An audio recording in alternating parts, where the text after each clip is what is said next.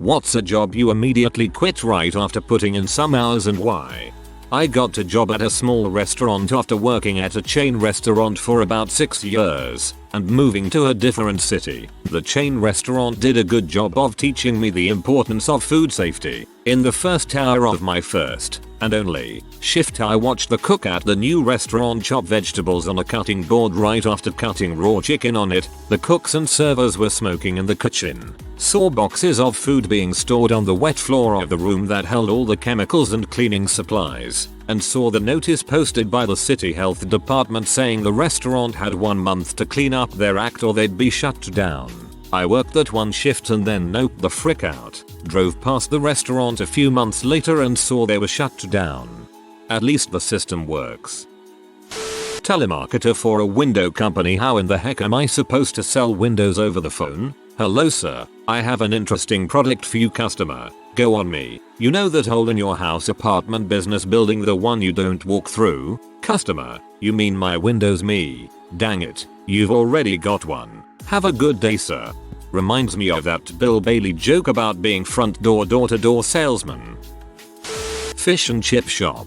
I went in for a trial shift, then realized he was trying to play me for a tea. The advert said that I would basically just be on the till, taking orders, processing money and all that. Then when I got there he said that it was actually running the whole place, cooking all the food. I am no chef. Microwave noodles are my specialty. Ordering stocks, all that managerial stuff, for way less than minimum wage. He then went on to say that if I did well, after a few months he would give me a raise to a pay that was still way under minimum wage. Guy must have been crazy.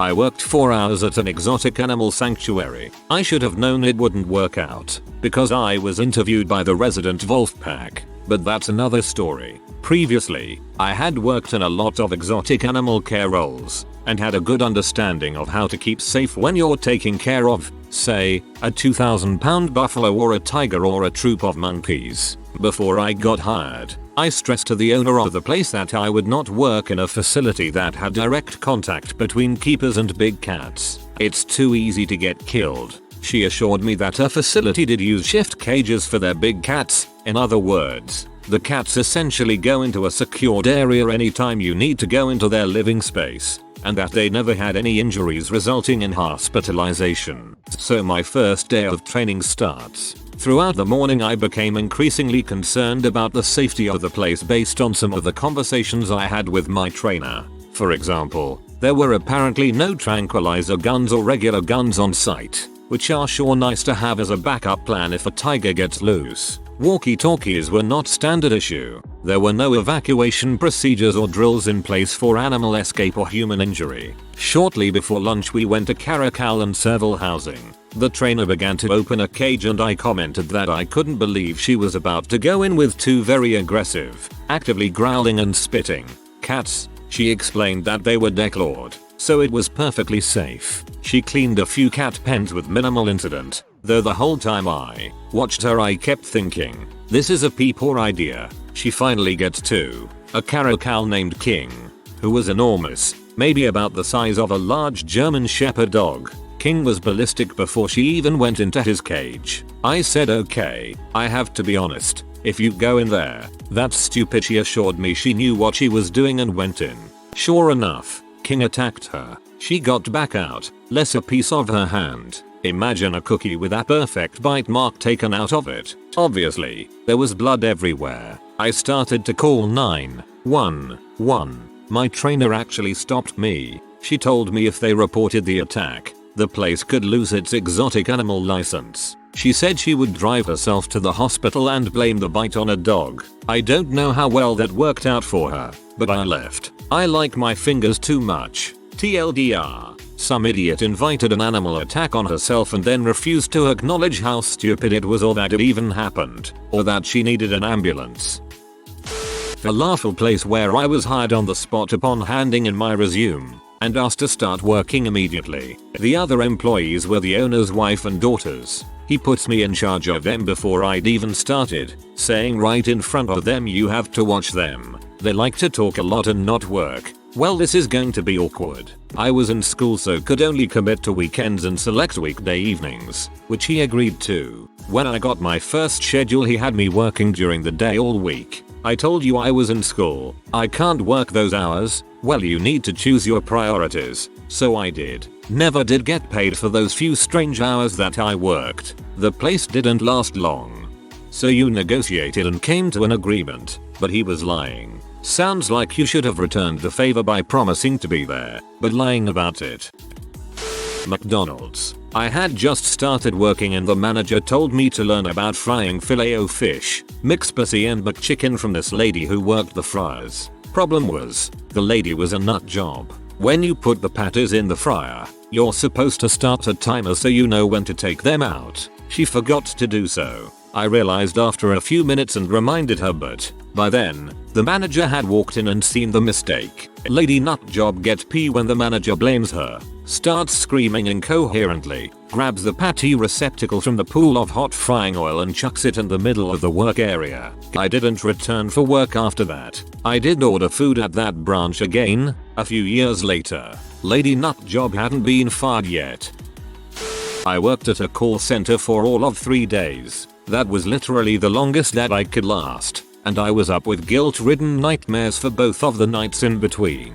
The thing is, I wasn't working a sales gig, at least not in the traditional sense. I was a talent scout for an incredibly shady organization that sought to trick parents into purchasing acting and modeling lessons for their kids. There was more to the pitch in the process, of course, but that was the general thrust of things. I'd call people up, enthusiastically recite a script, and then book them into one of our last remaining slots. The kids and their parents would arrive on Saturday or Sunday, go through a fake audition, complete with fake casting agents, and then be instructed to call a given number on Monday morning. That number, of course, would connect people right back to the call center. They'd be told that the casting agent had loved their child's audition, but that they, the kid, needed to get some additional training. The parents would then be suckered into paying thousands of dollars for 6 weekends worth of completely worthless classes, with the caveat that their offspring would be summarily expelled if they missed even one session, unless, that is, they paid even more money to have their kids stay in the bogus class. TLDR, I could only handle 3 days as a call center con artist. I did this. Me and my little sister heard a commercial on the radio saying that you could audition and be in Disney Channel shows. My mom took us. We auditioned, called a number after a couple days and they tried to get us to sign up for classes. Such bulls preying on the hopes and dreams of children to make money. Kirby vacuum cleaner sales. I answered an ad for carpet cleaners. Will train. Guaranteed $2,500 plus month salary. I knew had made a huge mistake during orientation and training, but I stuck it out for a few days thinking the money would be worth it. My first sales call was to a house in a very low income neighborhood that had responded to a call offering a free carpet cleaning of one room. They'd had a dog living in a room and the dog had crap all over the carpet. During the demo the husband and wife kept leaving the room to have a fight about who was cheating on whom, and the senior seller I was learning from kept going in, interrupting them and showing them how well the vacuum was cleaning the room. Somehow he managed to get these people to buy a hideously expensive vacuum on credit that they couldn't possibly afford. That was the end of it for me. Selling overpriced crap to people who definitely couldn't afford it, using bait and switch techniques was far too shady for me.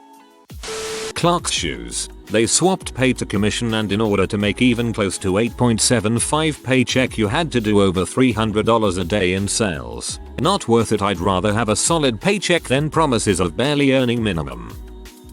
Local coffee sandwich shop run by an idiot who had no business sense. I frequented the establishment and knew most of the folks who worked there. I needed extra income to supplement my minimum wage part-time job and applied to the coffee shop while they performed some renovations. Prior to my first day I told him I couldn't work past a certain time because I had to go to my other job. First, and only, day on the job I came in, owner threw me in front of the espresso machine. I knew how to work one, but not his. Gave me no direction on how their drinks were made, and went back to the office. Around lunchtime, swarms of people came in and he threw me in front of the cash register. Another one of those figure it out yourself moments. Well, more than a moment since it was all afternoon. At one point he came over to me and asked me to please slow down on taking orders because the kitchen staff couldn't keep up. He disappears again for the remainder of the afternoon and the time has swiftly approached and surpassed the time I said I had to leave by to make it to my next job and get some dang food in me. When he finally reappeared, I told him I needed to go, to which he responded, "Oh, I thought you could stay until such and such time, dude." Number. He paid me cash and I went in the next day to tell him I couldn't work there anymore. At that point you just tell them you have to leave, like you said, and walk. You could stay late and be nice, but if you got plans, especially work, it's not your problem they didn't plan right. I went for an interview with a company that looked very professional online and claimed to be an advertising and marketing firm with ties to some very powerful companies. The interview, in a dilapidated and almost war-torn building that they were passing off as an office in the center of Manchester, lasted about 5 minutes. I was immediately offered the job and told to go with one of the senior sales executives to see how they do things. At this point I still had no idea what the job was, what they sold or marketed. Couldn't even work out what the name of the company was after hearing about 5 different names thrown about. Went out on a train ride with this guy and when we got to the street he was working he opened up his backpack and routed through about 15 different colored vests for charities, etc. Eventually settling on the RSPCA. We went to the first door and he basically just conned an old woman out of £5 and then moved on to the next door. I moved on to the train station and just pretended I hadn't spent my morning involved in such a thing. TLDR. Went for an interview hoping to become Don Draper. Ended up going door to door conning old people out of money meant for charity. After a discouraging semester at college, I hired back into the blue-collar line of work I'd previously left. Doing that mind-numbing work reminded me how much I disliked it. I quit after the second day and completed college. I guess the grass is only greener when you haven't been on both sides yet. Roofing. I was looking for work and took the first construction job I could find. It was November and we had an early snow. Got to the job site, the roof was 40 feet up, new construction. The only other guy on the team walked out on the roof, which was an easy 45-60 degree slope. No safety equipment at all. I asked about it and he said he just ties a rope to his waist to make it look good when the inspector comes by. I said nope, my life is worth more than $10 an hour. 2 months later he fell. Not as high as that day, but nonetheless he fell and broke his leg. At least you didn't start in July and get a heat stroke on the second day and throw up water everywhere uncontrollably. Luckily I was already off the roof when it happened. Cruise ship waitress. There were 5 other waitresses and they were all bullies. They set me up for failure, gave me the wrong jobs, and blamed everything on me. I put up with their pranks and rude remarks until they tried to take pictures of me in the shower. There were a lot of things that built up to me walking off that ship 4 days after boarding, but that was the straw that broke the camel's back. Also no Wi-Fi. Delivering pizza at a brand new Domino's in the ghetto. Why did I quit after 2 days? Delivered pizza to the project's way after dark and had people pay me in $100 bills. General manager disappeared before the store had even launched. Apparently he had gambling debts. When I met him he was super nervous and sweating a FCK ton. Assistant manager robbed me on my second night. Ed, since everyone is asking, after my shift was done my assistant manager counted me out. He took the cash in the back to count it while I did dishes. This was a red flag to me, but whatever. He comes out and give me $5 as my take home. I knew I had earned like 80 or so. Anyone who has done a lot of deliveries knows you don't dong up your own count that bad. It was such a blatant rip-off I just sat there dumbfounded. Can't remember what happened next. Either I said he did the count wrong or he just read it in my face and he got super defensive all of a sudden and started yelling at me about getting back to the dishes. Anyways, I knew I was screwed. Nothing I could do. I mean FFS, the manager was completely mere. So I finished the dishes and just left. Came back for my check a few weeks later. Then I went to work for Gumby's Pizza, which involved a lot of drugs and a fair amount of physical violence. But that's a story for another day. I had a student job in the back office of a baby supply store. Shortly after I began, the boss hired 2 interns who worked for free and were supposed to do the exact same work I did. Since there was only one computer and they worked 35 each week, there was never a time I could actually come in. Of course I was paid for the actual time I spent there. This was technically them firing me, but I just quit. Fun thing about unpaid internships is they legally can't benefit the company. So in that situation OSHA or whatever gets a quiet call and the guy has to pay them or you and deals with a fun fine. Unpaid internships are not free labor. I would have absolutely had no idea about that when it was appropriate for me either. Delivering newspapers. Hundreds of miles. Starting at 1 AM. I would have been making almost enough money to replace the gas I used. Nope, the frick out in the middle of my training day. Hired into a new business for immediate cleaning up of accounts payable. The only thing that they were current on was cutting paychecks and most of those didn't have the correct deductions. Phoenix, AZ. In the middle of the summer, they needed me bad. They needed to hire me about 4 assistants before there were going to be enormous fines for failure to transmit income taxes and FICA withheld to the IRS. Small building with a flat roof that had black tar for a sealant. One small evaporating cooler for the whole building. Without any circulation. After about an hour, the power went out. The temperature zoomed to well over 120 F. I talked to the manager. I offered to take work to my apartment and work on it in air-conditioned comfort until he could get the building cooled down. He refused and told me that I was being paid well enough to put up with a little discomfort. I went outside to calm down. It felt cool and the temperature outside was over 110 F. I walked over to an employee that was in the shade and asked him to tell anyone that asked about me that I quit. Got in my car and left. Just graduated and applied to a marketing job. I show up for the interview and there are about 10 other people there for interviews as well. Turned out to be a door-to-door sales company that was selling AT&T Uverse subscriptions. Apparently they needed to interview 50 people a day because 99% of us realized it was bulls. Yeah, most marketing jobs are actually sales positions or pyramid schemes. Makes actually finding jobs in marketing very difficult.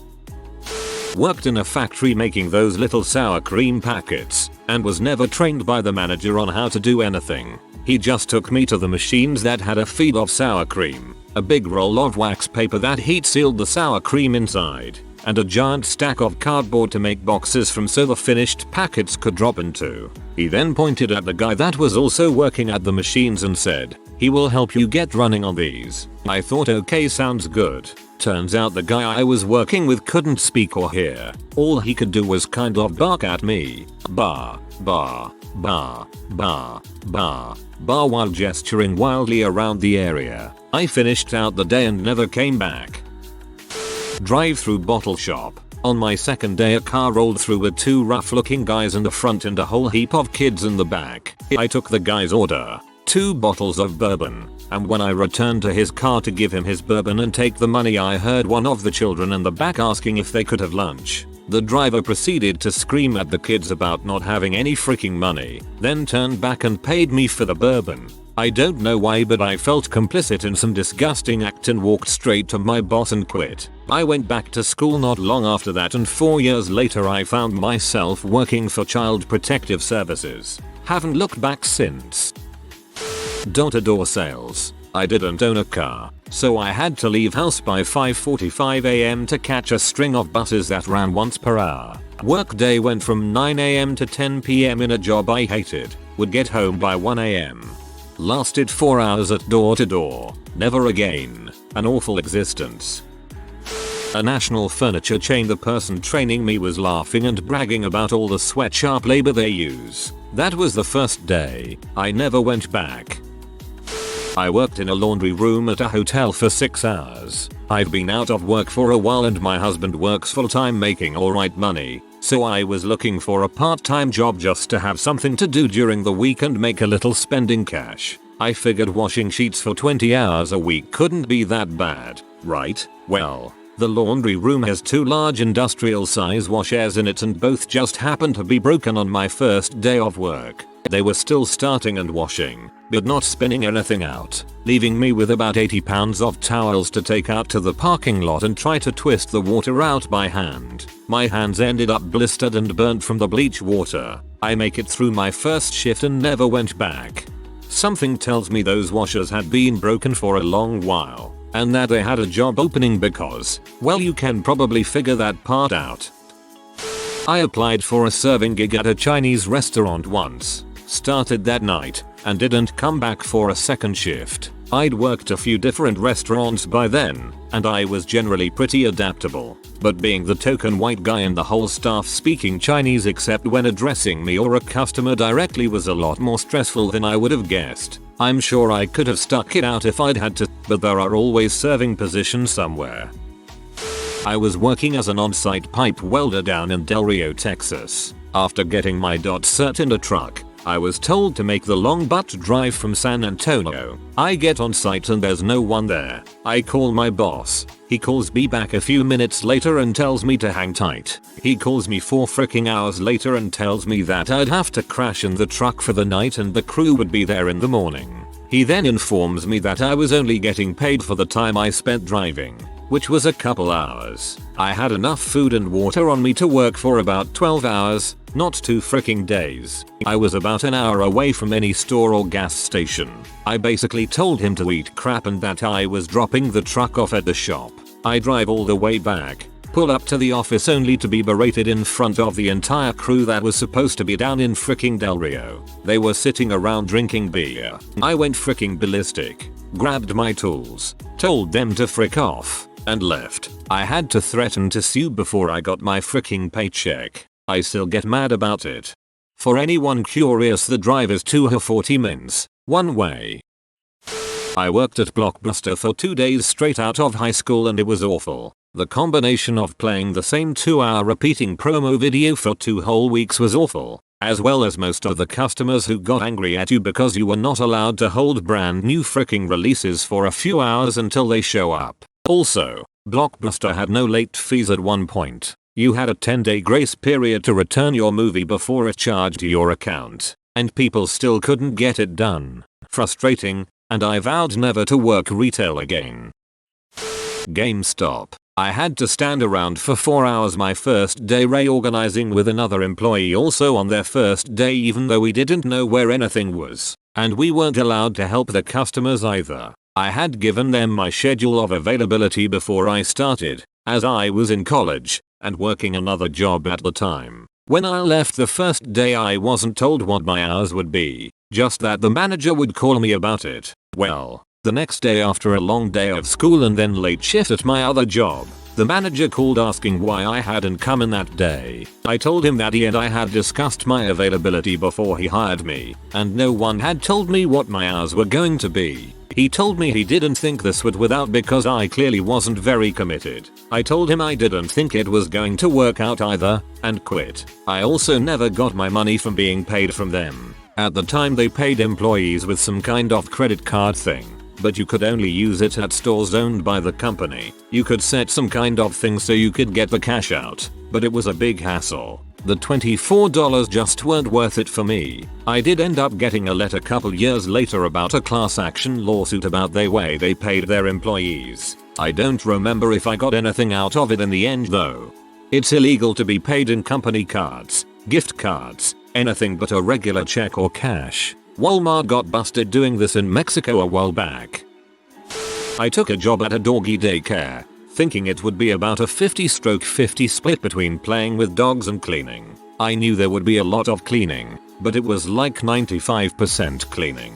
Bleach, soap, squeegee, poop, mop, ugh. I wanted to be around dogs so badly because I couldn't have one in my condo, and I was looking forward to getting out of retail. They also scheduled us so we worked 6 hours 45 minutes so that they wouldn't legally have to give us a break, since it's a 7-hour shift that requires a break. By the middle of my first shift, I was jealous of the dog's water bowl. They wouldn't let me even go to the bathroom because the dogs could not be unsupervised. I felt imprisoned and it was just terrible. Then I found out there was no heat or AC in the kennel area. It was pretty okay when I was there, but I could see the potential for temperature extremes and I knew I didn't want to be around for any of that. On top of that they had way too many dogs for one person to handle, and I got thrown in with the ginormous dogs my first day, and learned I have a bit of a fear of large numbers of large dogs. And I realized if any of the dogs got into a fight, I'd be far too weak to break them up and I would be a liability because I have a bad back that is always this close to being thrown out. Lastly, They were always letting the dogs into the play area when the floors were still wet, so dogs would come sliding in, and I thought for sure some of the elderly dogs would end up with joint problems or soreness. There were plenty of dogs who just sort of tiptoed around, like they knew that one wrong move would really hurt. It was like ice because it was a smooth wet cement floor. I only lasted 2 days. Then they refused to pay me for the 13.75 hours I worked. That's very illegal. If you are new to the channel, you can subscribe. I publish new videos every day. Until then, check another video.